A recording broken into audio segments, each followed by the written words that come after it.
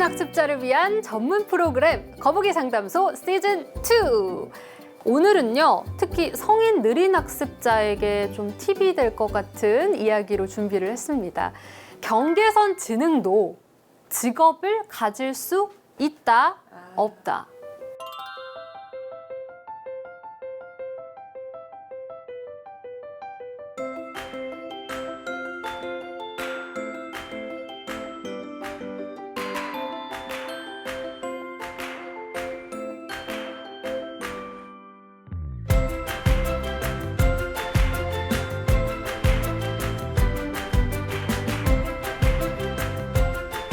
바로 OX 카드 들어보도록 하겠습니다.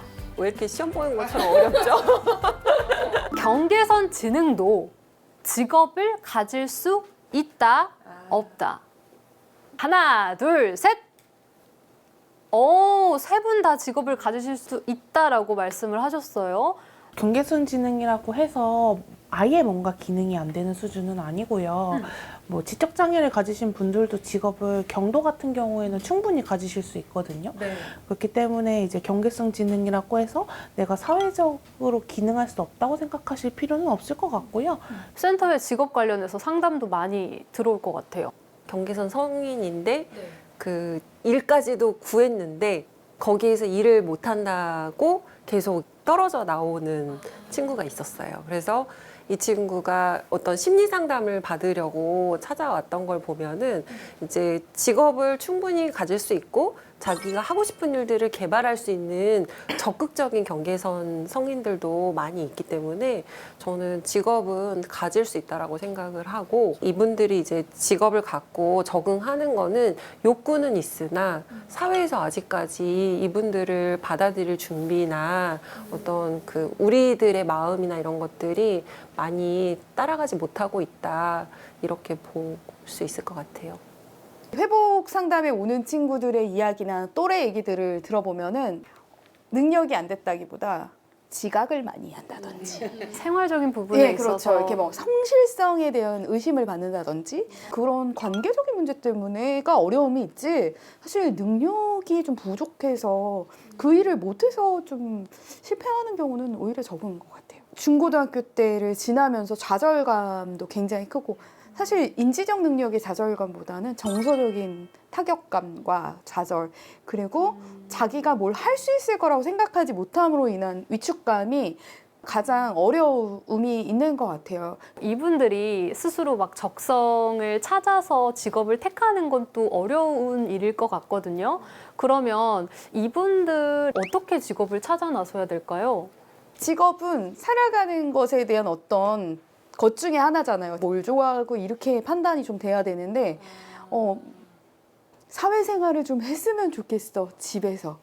이렇게 해가지고 그냥 취업 가는 것에 밀어넣는 현실적인 그런 것들이 더 많은 것 같아요. 주도적으로 내가 이걸 너무 하고 싶어서 단계적으로 준비해서 간다, 이런 마음만 들어도 저는 너무 좋겠어요.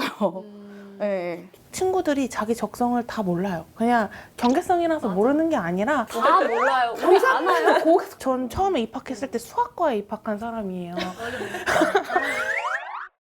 아무도 모르는 일이니까 여러 가지 체험해보게 해주는 게 최고고요.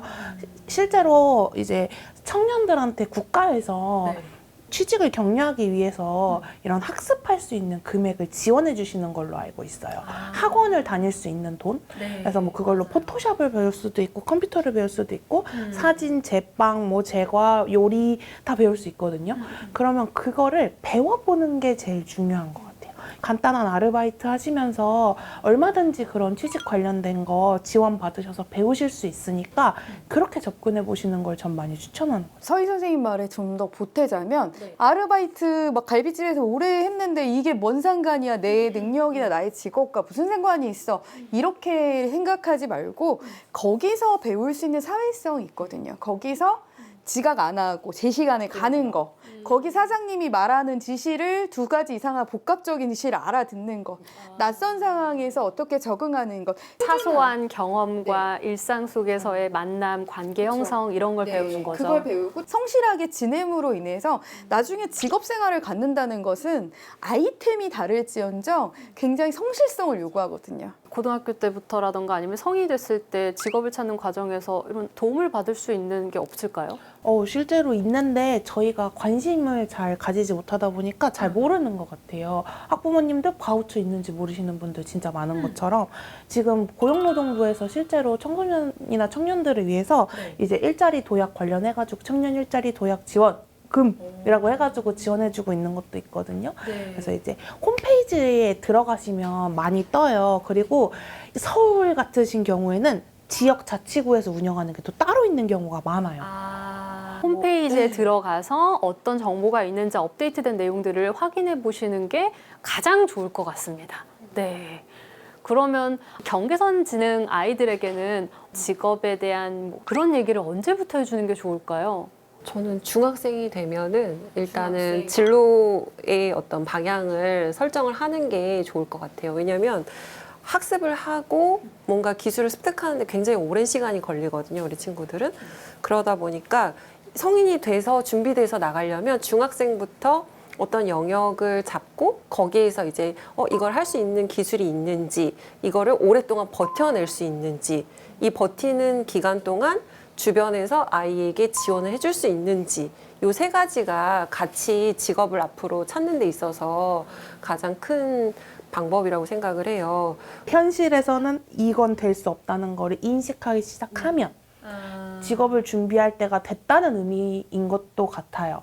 그래서 초등학교 때 직업 적는란이랑 중학교 올라가서 직업 적는란에서 갑자기 되게 현실적으로 바뀌잖아요. 많이 바뀌죠. 주변 친구들도 저도 그러니까 그때야말로 얘네가 이제는 인식이 되기 시작하니까 그때 알려주시면 되죠. 성인 느린 학습자들 같은 경우에 이제 취업을 하잖아요. 문을 두드릴 때 제가 경계선 지능이에요 라는 걸 밝혀야 될까요? 이거 어떡해요? 이것도 혹시 OX인가요? 구직할 때 경계선 지능이라는 거를 밝혀야 한다. 밝히면 안 된다. 하나, 둘, 셋! 저는 채용이 되고 나서. 채공이 되고 나서 알려야 되기 전엔 된다. 안 되고. 못 정하겠어요, 지금. 한나사님은? 못 정하겠어요. 너무 어려워요. 말씀하신 것처럼 구직 전에 밝히면 안 해주잖아요. 아직은 사회적으로 이 친구들이 어떤 특성이 있는지 인식이 아직 안 돼 있는데 이걸 숨기면 거짓말을 괜히 하는 것 같기도 하고 구직자 스스로도 굉장히 마음적으로 심란할 것 같거든요. 좋은 분하고 같이 동업을 했을 경우에 사회에서 적응할 수 있는 확률이 더 높아진다고 생각하거든요. 그리고 저 사람의 핸디캡을 우리가 알면 실수를 하더라도 어느 정도 좀 관대하게 이해할 수 있는 게 생겨요. 그래서 저는 그런 측면에서는 밝히는 것도 좋지 않을까. 근데 이거는 이제 관계가 조금 믿을 만한 관계나 이런 것들이 보장이 됐을 때 그때는 오픈을 하는 게 좋다라고 생각을 합니다. 어디서든 만날 수 있잖아요. 열린 마음으로 우리가 알고는 있어야 될 것 같아요. 경계선 지능에 대해서 그들의 뭐 행동 특성이라든가 이런 부분을. 느린 학습자들을 대상으로 직업을 구할 때 이런 직업을 공략해보면 좋겠다. 아니면 이런 직업은 조금 어려울 수 있겠다. 이런 직업군에 대한 이야기를 해주시면 좋겠어요. 반복된 일에서 강점을 보이는 친구들이기 때문에 어떤 일정 루틴이 있는 것들을 직업을 선택을 하면 좋을 것 같고요. 이거는 제가 나중에 아이템으로 생각해 놓은 건데 알려주세요. 뭐죠? 애견 인구가 많아지잖아요, 역시.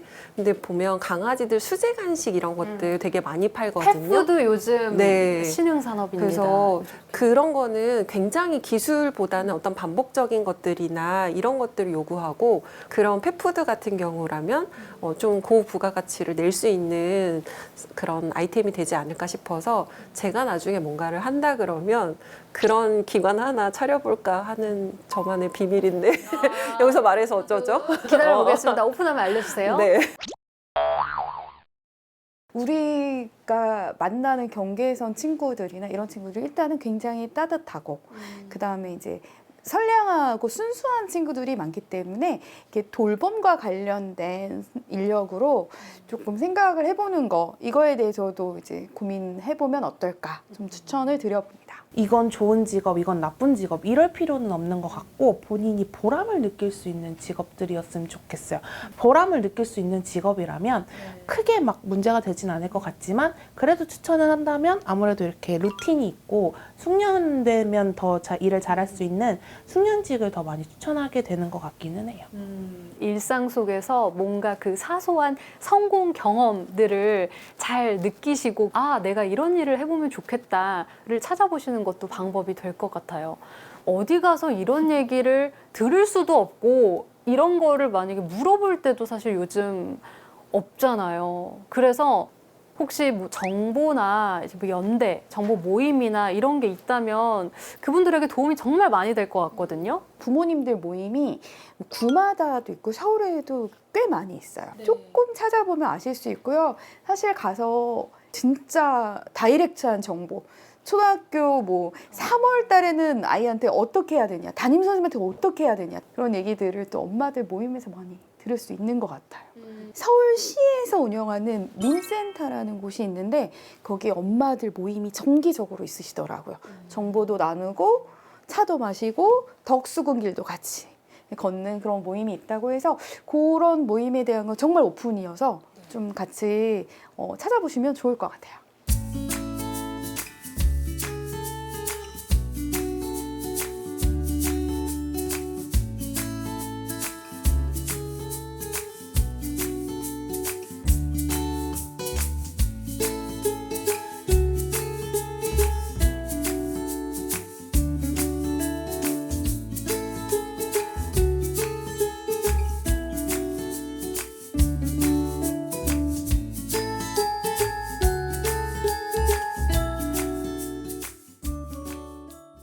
성이 느린 학습자분들이 구직을 앞두고 이런 정보들 참고하셔서 준비하시면 도움이 되실 것 같습니다.